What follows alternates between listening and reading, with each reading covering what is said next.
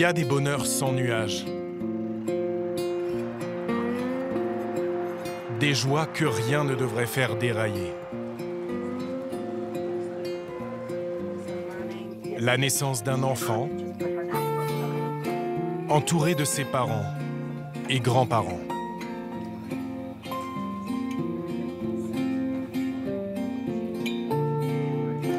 Mais pour l'instant, la petite Emma ne connaît du monde que la souffrance. Coucou ma chérie. Elle est née il y a 15 jours dans cet hôpital du Tennessee. On échange, d'accord? Tiens, on va te donner ton médicament.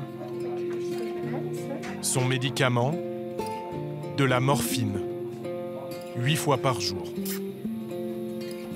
Sans cela, Emma se tord de douleur.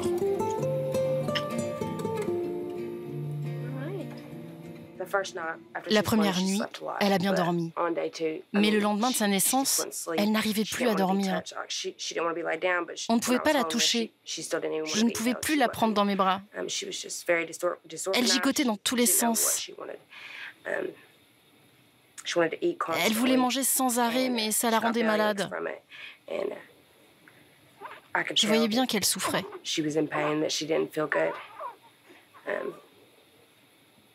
C'était dur. Ça m'a brisé le cœur. Emma souffre de ce qu'on appelle le syndrome d'abstinence néonatale. C'est un bébé en manque, chimiquement accro aux antidouleurs. Bonjour, je suis le docteur Burnett. Bonjour, je suis Alexis. Je suis contente de vous voir. Je voulais faire le point avec vous sur le traitement de votre bébé. Vous le savez, je crois, dans son cas, la morphine ne suffit pas. Il faut même compléter le traitement. Elle a reçu la dose maximale. Jusque-là, elle a l'air de le supporter. Il y a des risques de complications, mais il y va de sa survie.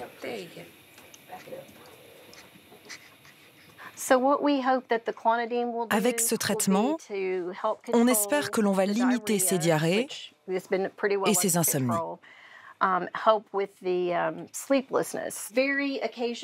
Sa maman prenait des antalgiques dérivés de l'opium, des médicaments antidouleurs qui créent une dépendance. Voilà pourquoi Emma est venue au monde contaminée. C'est un nouveau départ. J'essaie de faire les choses bien.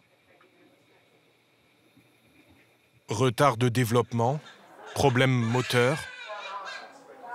On ne connaît pas encore les conséquences à long terme de ce qui est déjà une épidémie.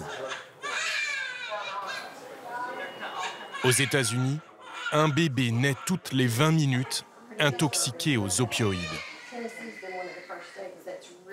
Des médicaments antidouleurs extrêmement puissants et addictifs. Développés à l'origine par des laboratoires, vendus légalement et prescrits en masse pour des douleurs chroniques comme l'arthrose ou le mal de dos. Ils n'épargnent personne, de la naissance à la mort. Ce sont ces mêmes molécules qui provoquent à travers le pays des overdoses en série. En plein jour, en pleine rue. Comme ce couple de retraités près de Memphis.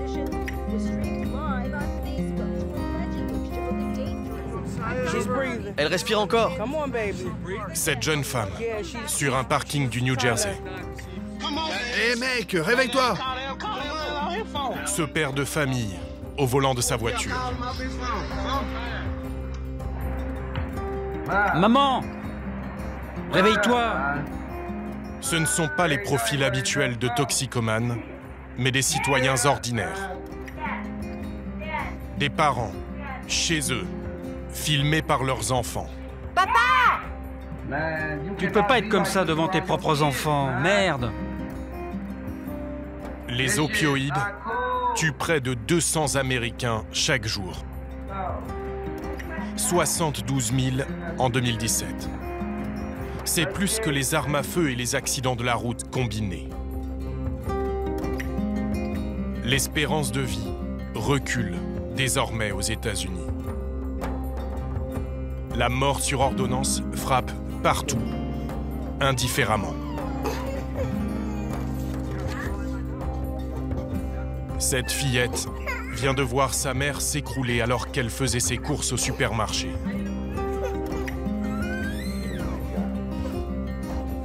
Et c'est tout un pays qui vacille, contaminé. La plus grave crise sanitaire qu'ait connue l'Amérique lui a été inoculée par ceux qui étaient censés la soigner. Les médicaments se sont mis à tuer.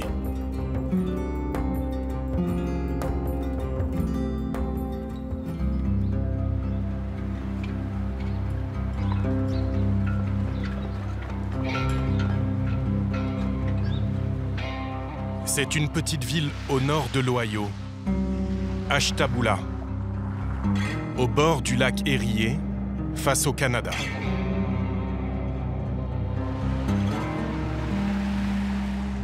Ni pauvre ni riche, tout ce qu'il y a de plus normal aujourd'hui en Amérique.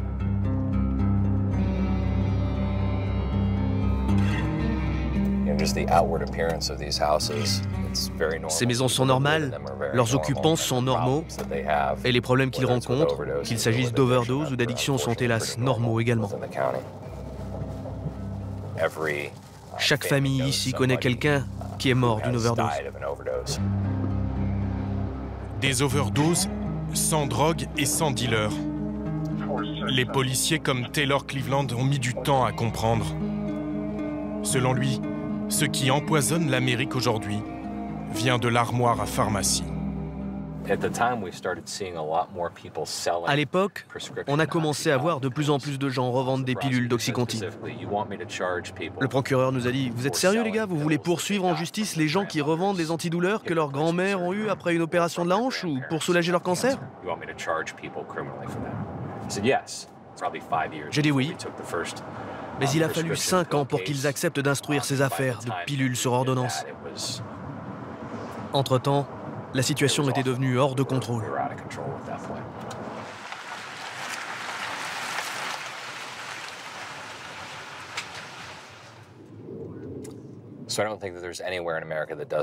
Je ne crois pas qu'il y ait un seul endroit aux États-Unis qui ne soit pas concerné.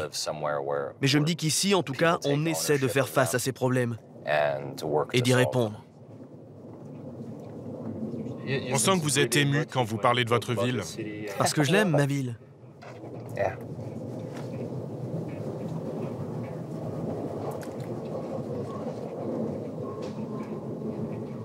Excusez-moi.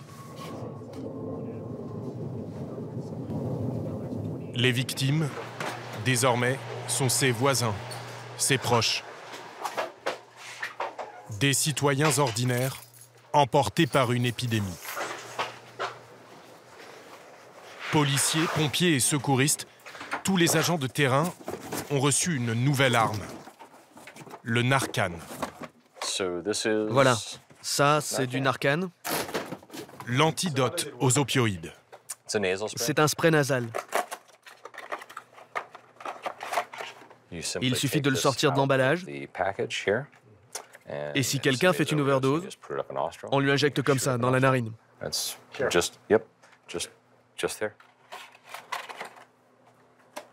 Et ça sauve des vies, ça? Absolument. À 100%.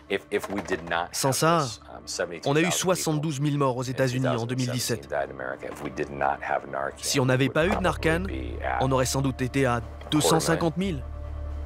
500 000 morts, peut-être. Malgré l'antidote, les opioïdes ont déjà tué près de 400 000 Américains. Voici la dernière intervention du détective Cleveland. Elle ne respire plus. Filmée par sa caméra embarquée. Eh, vous m'entendez? Une femme d'une quarantaine d'années, inconsciente, dans sa chambre. Les opioïdes provoquent un arrêt respiratoire. Mélanie, vous m'entendez? Mais ils peuvent aussi contaminer les policiers eux-mêmes. J'ai besoin de savoir ce qu'elle a pris avant de toucher quoi que ce soit. Rien qu'en touchant les victimes, les secours peuvent faire une overdose à leur tour. Ok, laissez-moi enfiler mes gants et je vais lui donner son Narcan, ok? Des overdoses dans la salle de bain ou en sortant de la pharmacie ou du supermarché. Et aux côtés des victimes le plus souvent, ce ne sont pas des drogues que les policiers saisissent. Narcan, insufflé dans la narine gauche. Mais bien des médicaments vendus sur ordonnance. Pilules d'oxycodone, fentanyl ou carfentanyl, des opioïdes, antidouleurs surpuissants. Nos policiers de l'Ohio en ont saisi 15 kilos il y a quelques semaines, de quoi tuer 5 millions de personnes. Ce jour-là, Taylor a envisagé de démissionner. On a eu tellement de morts par overdose que la morgue était débordée. On s'est retrouvé à court de Narcan pour sauver les gens et empêcher les overdoses. Les commerces ont commencé à ne plus pouvoir recruter parce qu'ils ne trouvaient plus personne à embaucher, qui ne soit pas tombé dans l'addiction. Les gens ne pouvaient plus faire leurs courses chez Walmart sans se faire braquer sur les parkings par des gens devenus accros. C'était devenu un problème qui concernait tout le monde dans la communauté. Et il y a 18 mois encore, franchement, je ne savais plus quoi faire. Il n'en parlera pas ici, mais Taylor vient d'adopter un enfant dont la mère a fait une overdose. C'était sa voisine. Pour comprendre l'ampleur de la crise, il faut se rendre dans cet ancien hôtel. On pourrait croire une maison de retraite, un centre de sécurité sociale, mais c'est bien une clinique de désintoxication. Et ce sont là les nouveaux visages de l'addiction.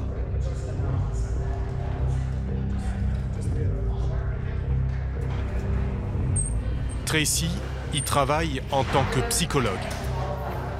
Steve?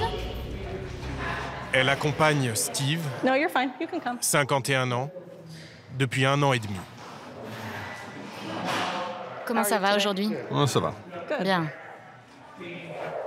Il n'avait jamais connu de problème de drogue ni d'alcool.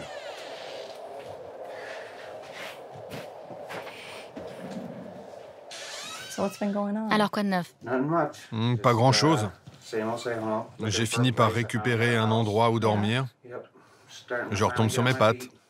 C'est bien. Mais j'ai besoin de continuer à en parler. Il me faut le soutien des gens qui sont passés par là. Les autres ne peuvent pas comprendre. Comment un père de famille, chef de chantier, est-il devenu en quelques semaines SDF et toxicomane? Je suis tombé d'un échafaudage au travail. Je me suis cassé la clavicule, arraché toute une partie de l'épaule et cassé le dos. La première fois que je suis allé voir le médecin spécialiste de la douleur, il m'a donné 480 pilules antidouleurs. Juste pour 1 mois.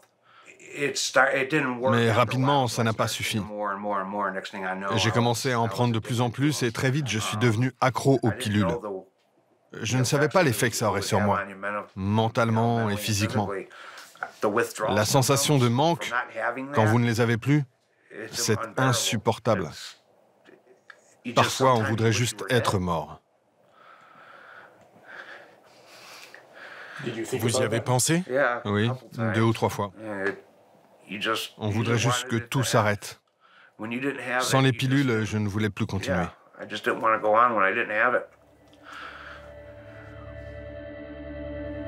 Il a tout perdu. Sa maison, sa voiture, sa famille.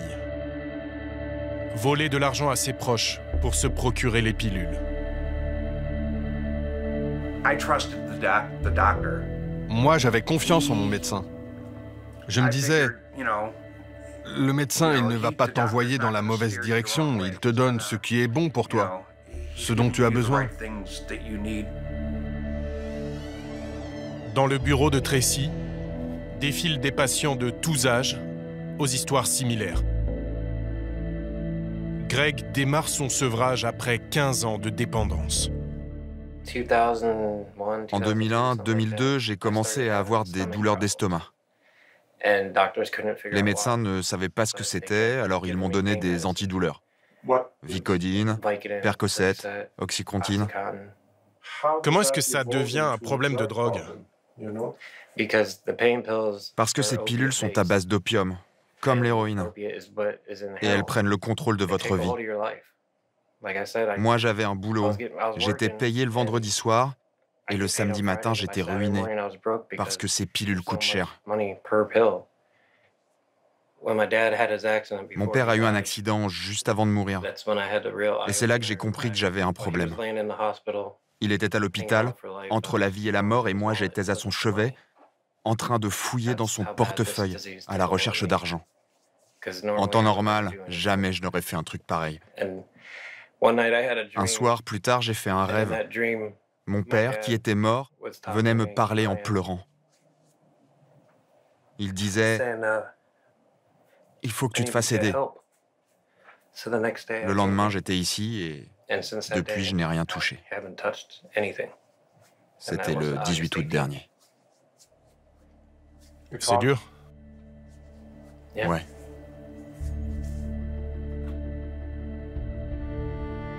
Les rechutes sont fréquentes. La dépendance aux opioïdes est l'une des plus puissantes qui soit. Le centre est théoriquement ouvert à toutes les addictions, mais en thérapie de groupe, presque tous partagent le même démon. Qui parmi vous est accro aux opioïdes? 5 patients sur 8. Et qui a démarré par des pilules sur prescription? Tous accros sur ordonnance. À des médicaments jusqu'à 50 fois plus puissants que l'héroïne.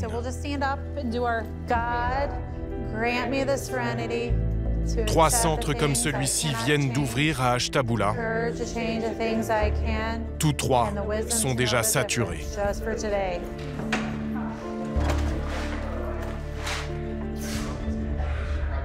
Au départ de l'épidémie, il y a une pilule miracle, ou présentée comme telle. L'Oxycontin. Un antidouleur à base d'opium. Extrêmement addictif comme tous les opioïdes, les médecins le savent depuis l'Antiquité. Mais lors de son lancement, en 1996, un nouveau message va être martelé sans relâche. La thérapie par les opioïdes est très stigmatisée dans notre société. Il y a énormément d'idées fausses sur ces médicaments. Dans des publicités, des conférences, des émissions de télévision. Autrefois présentés comme dangereux ou incapacitants, les opioïdes sont aujourd'hui reconnus par les médecins comme sans danger. Nous observons aujourd'hui que ces médicaments sont beaucoup plus sûrs, puissants et versatiles que nous le pensions auparavant et qu'ils doivent être utilisés beaucoup plus fréquemment pour toutes sortes de douleurs chroniques. N'ayez pas peur de prendre ce que le médecin vous prescrit. Souvent, il s'agira de médicaments opioïdes. Certains patients ont peur de prendre des opioïdes car ils les croient trop puissants ou addictifs. Mais c'est loin d'être le cas. Moins de 1% des patients qui prennent des opioïdes deviennent dépendants. Moins de 1% de risque d'addiction. Ce chiffre n'est fondé sur aucune étude scientifique sérieuse. Mais il va doper les ventes d'Oxycontin. Développée pour les patients en phase terminale de cancer, la molécule va être prescrite à des millions d'Américains souffrant de douleurs chroniques à grand renfort de communication. Ces patients souffrent depuis des années de différentes douleurs chroniques. Cette campagne, lancée en 1998, fut un immense succès. Mes douleurs vont des pieds à la tête. 3 films de 30 minutes à destination des médecins avec des patients modèles comme Johnny Sullivan. C'est au niveau de la colonne vertébrale, en permanence. Ou Lauren Cambra. C'est comme si on me broyait les muscles du dos. Arthrose, sciatique, quelle que soit la douleur, un même remède pour revenir à la vie, l'oxycontine. Je revis. Maintenant, je profite de chaque instant, grâce à mon médicament. Ces patients avaient été soigneusement sélectionnés. Je peux pas vous dire à quel point je suis heureux aujourd'hui. Depuis que je prends ce nouvel antidouleur, je n'ai pas raté une journée de travail. De jolies histoires qui ont convaincu des milliers de médecins, des millions d'autres patients. Maintenant, je peux jouer avec mes petits-enfants sans leur dire « Grand-mère ne peut pas, elle souffre, elle a mal au dos ».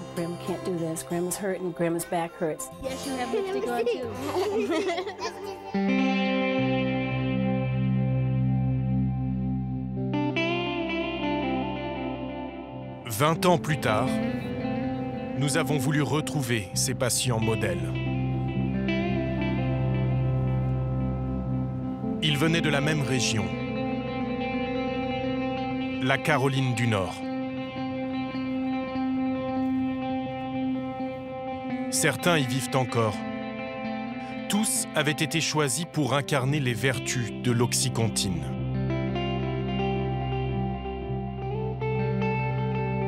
Greg a été retrouvé mort dans son appartement, des dizaines de comprimés autour de lui. Johnny, qui disait être revenu à la vie, est mort après des années de dépendance. Sa veuve et ses enfants racontent que l'oxycontine en avait fait un fantôme qui s'endormait à table en pleine conversation. Il a fini par s'évanouir au volant.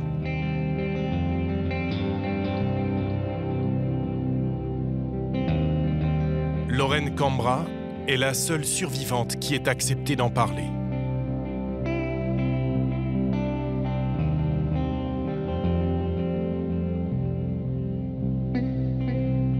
Elle vit aujourd'hui chez sa fille, dans ce petit lotissement. Elle avait toujours refusé de se confier à des journalistes. Bonjour. Bonjour Lauren, comment allez-vous? Venez entrer. Son histoire est faite de douleur et de honte. Lauren a souffert toute sa vie d'une sciatique, jusqu'à ce jour de 1996 où le médecin lui prescrit de l'oxycontine. Et là, c'était waouh! Je me sentais super bien. Je pouvais marcher, nager, faire du sport, des activités normales sans souffrir. Pour moi, c'était un médicament miracle. Mais très vite, les effets se dissipent. Il faut augmenter la dose. Cela provoque une somnolence, des absences. Elle perd son emploi, son assurance et ne peut plus se payer les pilules. Et là, ça a été le début de... Mon Dieu. Là, j'ai compris à quel point cette pilule était addictive. Parce que j'ai arrêté de la prendre. Et là... Oh là là, j'ai tenu 12 heures, 14 heures, 16 heures et j'étais à l'agonie. Mon corps n'en pouvait plus. Je me rappelle, mon Dieu, je hurlais sur tout le monde, c'était horrible. Je n'ai même pas tenu une journée. J'ai pris l'argent prévu pour mon crédit voiture et je suis allée m'acheter mes pilules. Ça, c'était le premier mois. Ensuite, j'ai pris l'argent prévu pour la voiture, pour le crédit de la maison, pour la nourriture, pour mes pilules. Et au final, j'ai tout perdu. Ma voiture, ma maison, j'étais pratiquement SDF. On avait acheté une belle maison, avec une piscine. C'était mon rêve. Je crois qu'on la voit dans la vidéo. Elle avait accepté de figurer dans la vidéo à la demande de son médecin, le docteur Spanos, qui apparaît lui aussi. Que nous apprennent ces patients? Avant tout, ils réfutent la légende selon laquelle les opioïdes à terme conduisent à l'addiction et la passivité. Aucun de ces patients n'est devenu dépendant. Ce film était diffusé dans les salles d'attente de nombreux médecins. Je vous encourage donc à écouter vos patients, à prendre leur douleur au sérieux et à utiliser les opioïdes pour les patients qui en bénéficieront, comme ceux que vous avez vus dans ce film. Financé intégralement par Purdue, le laboratoire qui produit l'Oxycontin. Ils se sont fait des dizaines de millions de dollars grâce à ces vidéos. Ils ont fait ça pour l'argent par pure avidité. On a l'impression que pour vous, il n'y a pas vraiment de différence entre cette compagnie pharmaceutique et... Ce sont des dealers de drogue. Des dealers légaux, mais des dealers. Si vous allez chez le médecin demain et qu'il vous prescrit de l'Oxycontin, écoutez-moi, partez en courant.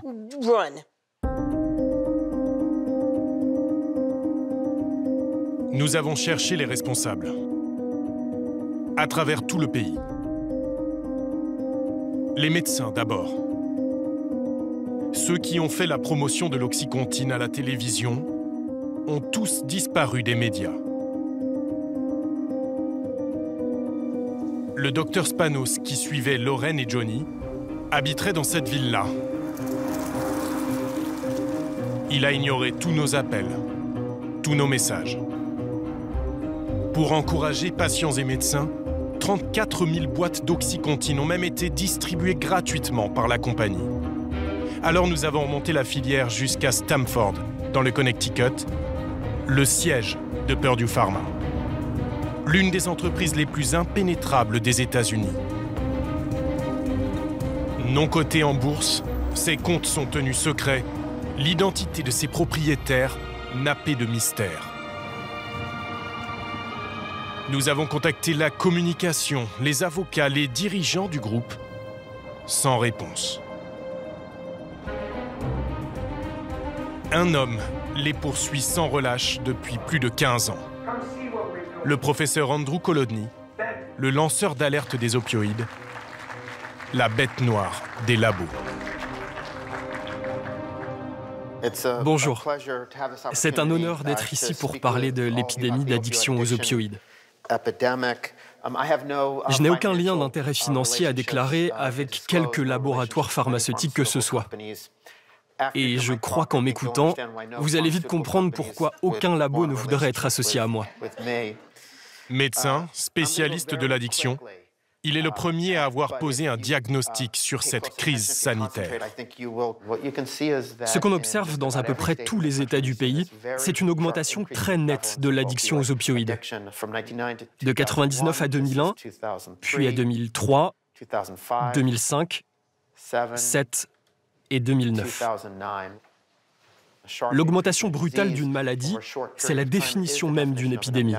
C'est même la pire épidémie d'addiction de l'histoire des États-Unis.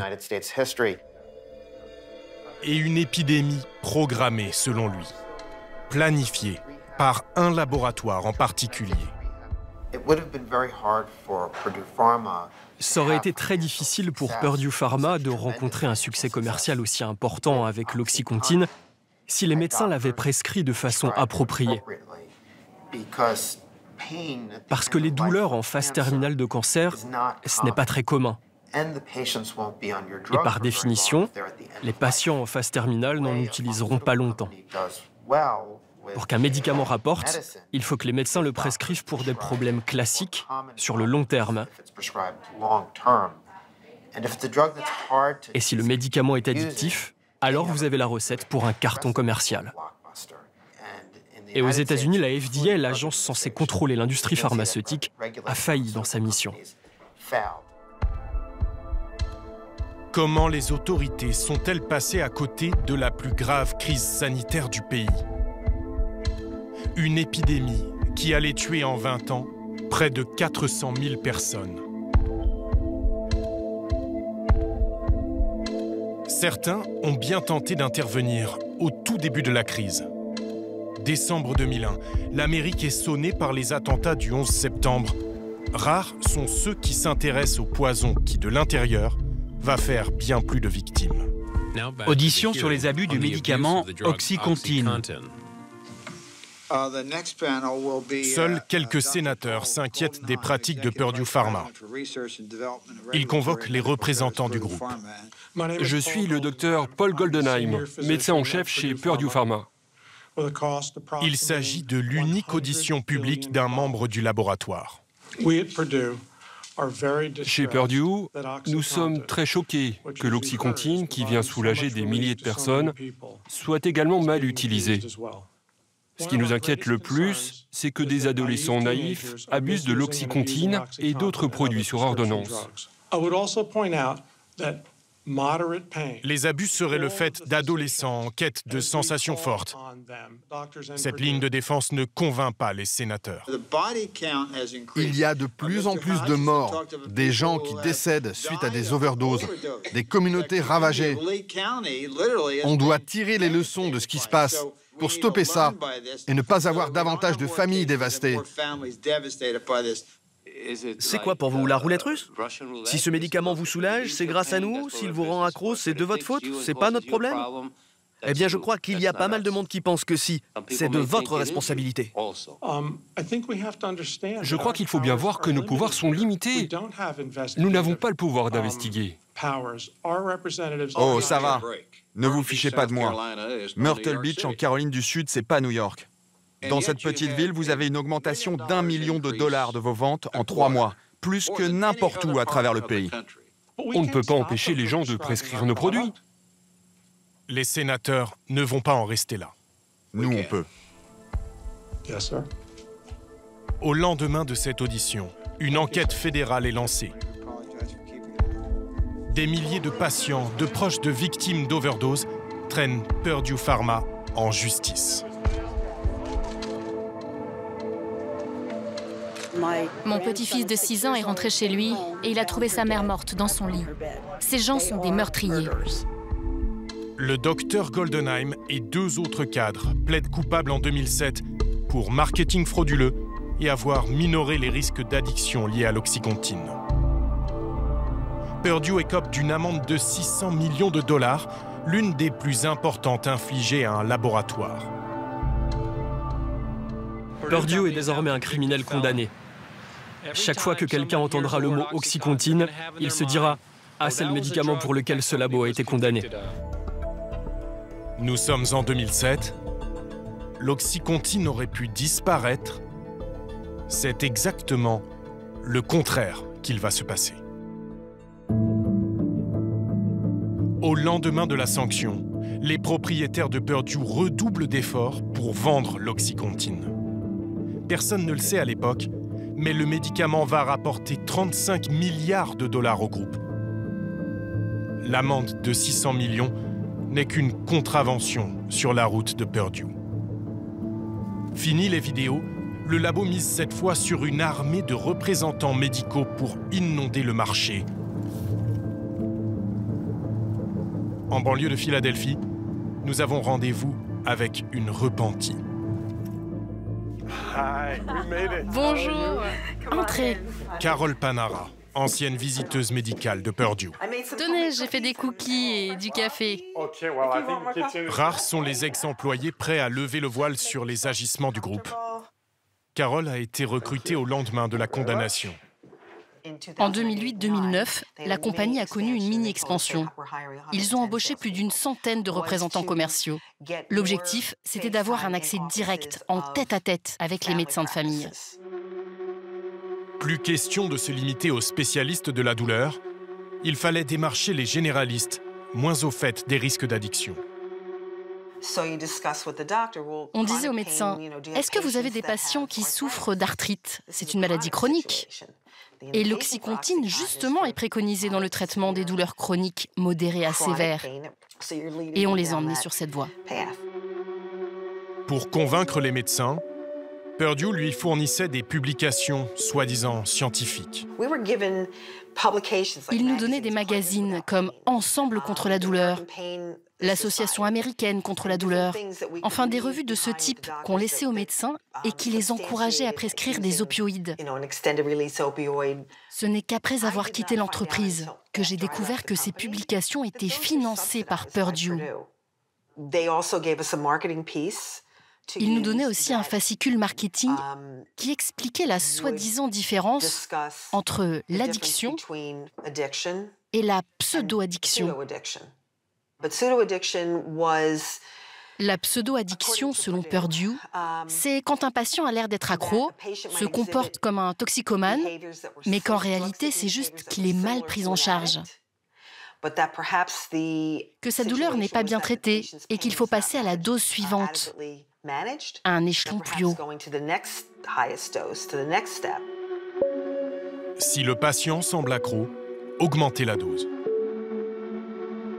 Et les visiteurs médicaux avaient tout intérêt à ce que le médecin pousse dans ce sens. Ça, ce sont les primes que j'ai touchées.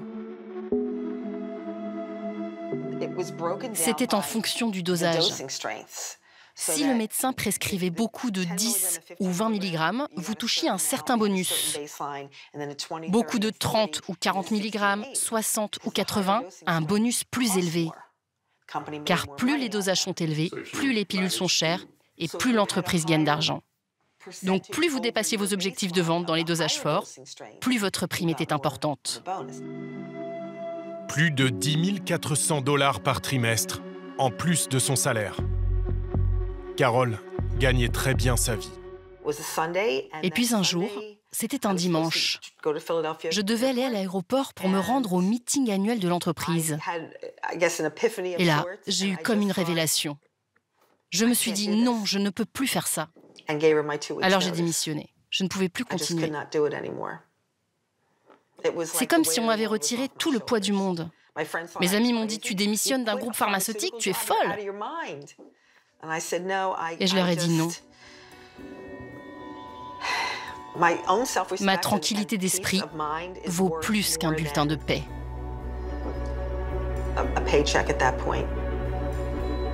Carol n'a jamais retrouvé d'emploi dans l'industrie pharmaceutique. Elle a rejoint les lanceurs d'alerte comme le Dr Colodny, mais il était déjà trop tard. Des millions d'Américains sont devenus accros aux opioïdes. Et ceux qui n'ont plus réussi à se fournir légalement aux pilules sont passés à l'héroïne.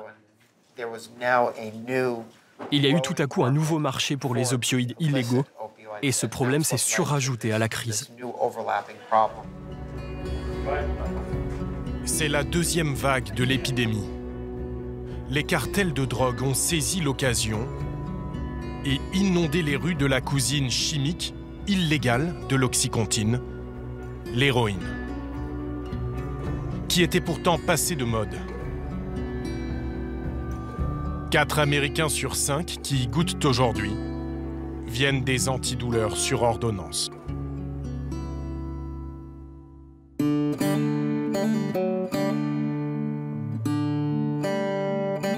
Voilà comment des États entiers, jusque-là épargnés, ont basculé dans l'addiction.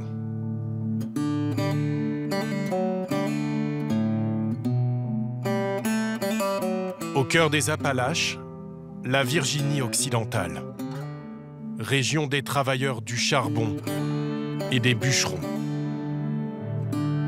De tous les dos cassés qui se sont vus prescrire en masse des antidouleurs.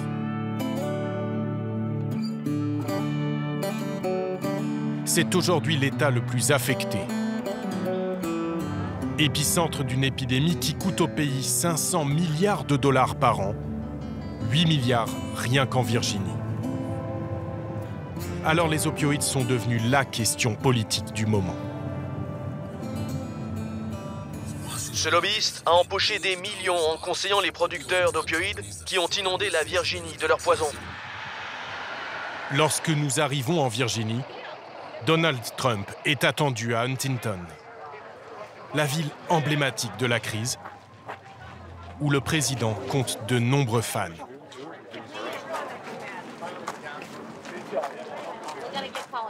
Ici, pour saisir la mesure du problème, il suffit de tendre le micro au hasard. Je suis grand-mère de 3 enfants. J'ai perdu ma fille de l'addiction aux opioïdes, ici, à Huntington, en Virginie occidentale. Vous? Oui. Oh, je suis désolé. Ce n'est rien. Je préfère savoir où elle repose aujourd'hui que de l'imaginer déambuler comme un zombie quelque part. Leur mère est morte d'une overdose. Moi, je n'ai pas réussi à aider ma fille. Pourtant, j'ai essayé autant que j'ai pu, croyez-moi. Maintenant, j'espère que les choses vont changer. Qu'on ne va plus laisser ces dealers de drogue venir dans nos villes. Qu'on ne va plus les laisser entrer dans notre pays, comme le dit notre grand président. Selon le grand président, en effet, il suffirait de fermer les frontières. Dans son discours, pas un mot sur Purdue Pharma, l'Oxycontin ou les laboratoires à l'origine de la crise. Les coupables viennent de l'étranger. L'immigration illégale. Ce sont les trafiquants de drogue mexicains. Ils menacent nos communautés. Près de 100% de l'héroïne aux États-Unis vient de la frontière sud, tout comme 90% de la cocaïne, de la meth et de l'ultra-dangereux fentanyl, l'opioïde tueur. Ces drogues tuent plus de 70 000 Américains chaque année. La réponse politique n'ira pas plus loin.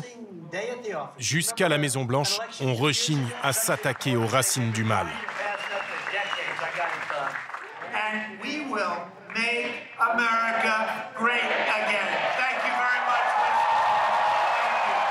Le lobby pharmaceutique, Big Pharma, est de loin le plus riche et le plus influent de la politique américaine.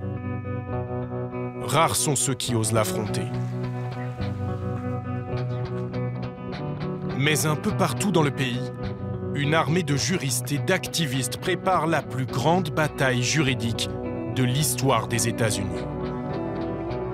Plus de 1500 procédures ouvertes, une quarantaine d'États et une centaine de villes américaines attaquent en justice les producteurs d'opioïdes, en particulier Purdue Pharma.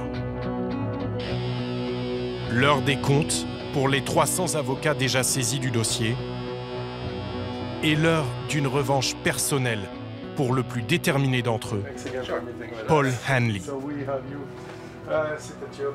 Entre Purdue et lui, c'est une vieille histoire. J'ai remarqué quelques objets liés à l'Oxycontin ici. Oui. Ce sont des objets promotionnels distribués par Purdue lors de la promotion de l'Oxycontin.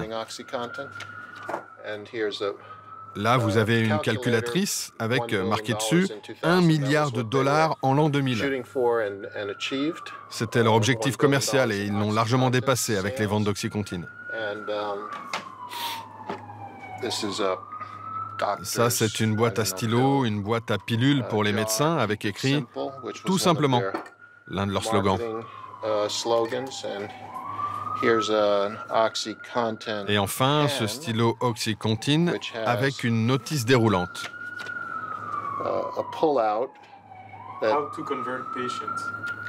Comment convertir des patients à l'Oxycontin, dans laquelle il y a de nombreuses affirmations trompeuses.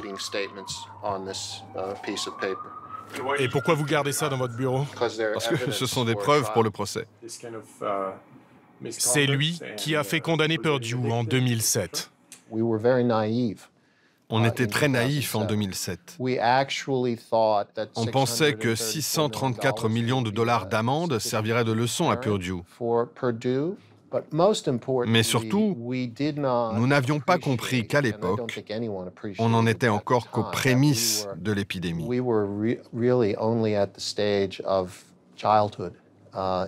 Alors que ce que nous avons face à nous aujourd'hui dans ce pays, c'est un véritable monstre. Il réclame au labo des centaines de milliards. Et pour régler l'addition, il ne vise plus les cadres, mais bien les propriétaires de Purdue, la mystérieuse famille Sackler.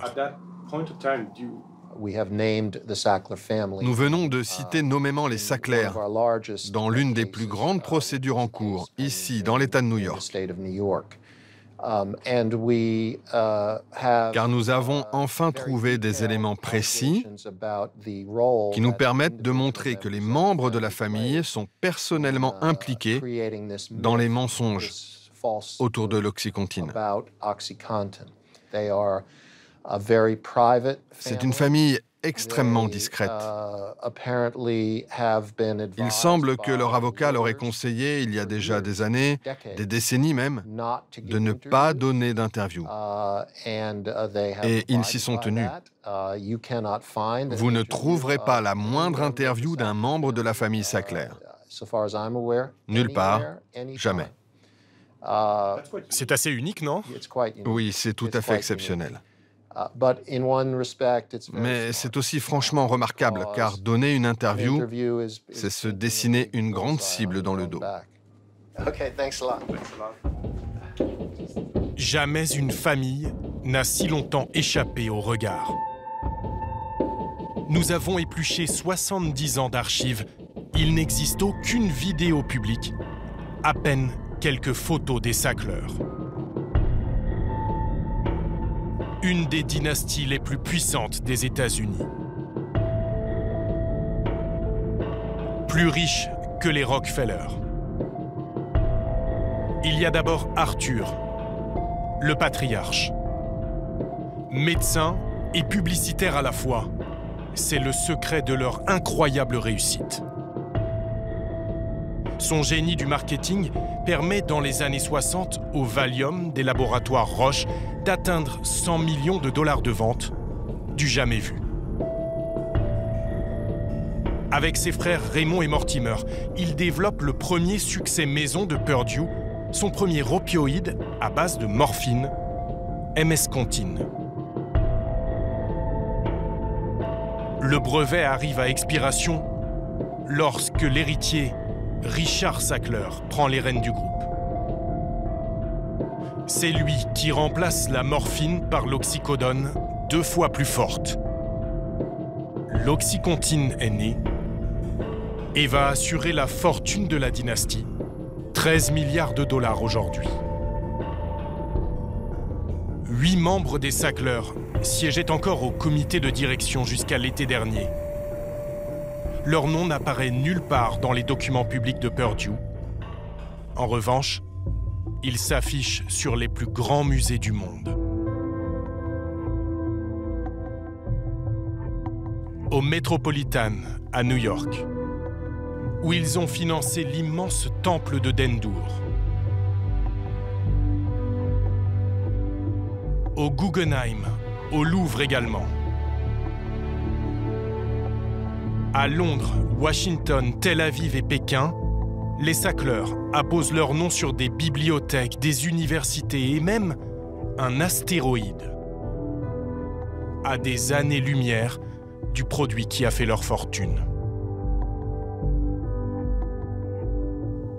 Une image respectable qui vole en éclats aujourd'hui. Des activistes multiplient les opérations coup de poing. Les Sackler ont menti. Des milliers sont morts. Les Sackler savaient que leur pilule tuerait. Selon eux, les prétendus philanthropes sont des empoisonneurs. Il faut qu'ils paient les désintoxications. Des centaines de personnes meurent chaque jour. Des milliers sont mortes à travers le pays et maintenant ils s'implantent en Europe. Et ils vont tuer là-bas aussi. Pendant qu'eux mènent la fronde à New York, d'autres à travers le pays s'organisent à leur niveau, avec leurs moyens. Au Tennessee, où nous avions démarré notre enquête, une petite maison bleue a ouvert ses portes aux mères qui tentent de décrocher et à leurs enfants contaminés, atteints du syndrome d'abstinence néonatale. On va voir les enfants? c'est Rebecca Fetzer qui en a eu l'idée. Coucou, on vient vous voir. Ici, tout repose sur les bénévoles, qui s'occupent d'une vingtaine d'enfants. C'est quoi ça? Curieux de tout, C'est un micro? mais qui connaissent des retards de développement.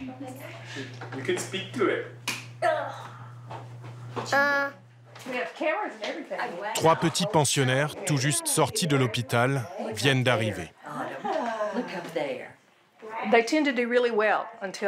Ils vont bien jusqu'à ce qu'ils aient l'âge d'aller à l'école. Là, on observe des troubles de la concentration, des difficultés d'apprentissage, proches de l'autisme. Les volontaires jouent les grands-mères, pendant que les mères sont en thérapie. Il y a une prédisposition à l'addiction, mais ce n'est pas une fatalité. Ça ne veut pas dire que vos enfants vont forcément devenir accros, ok? Intoxiqués par les médicaments, mais rongés par la culpabilité.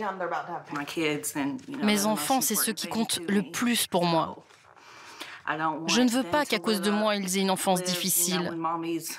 Parce que maman est à côté de la plaque. Ça, c'est égoïste. Elles n'ont encore droit qu'à ces quelques heures par semaine avec leurs enfants. Confiées aux services sociaux ou à des proches, le temps que les mères aient totalement décroché.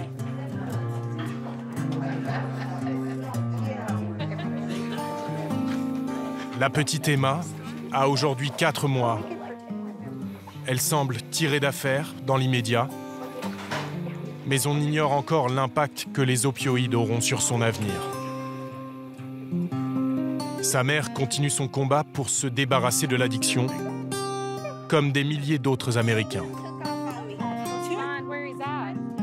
Les pilules sur ordonnance ou achetées dans la rue leur ont presque tout pris.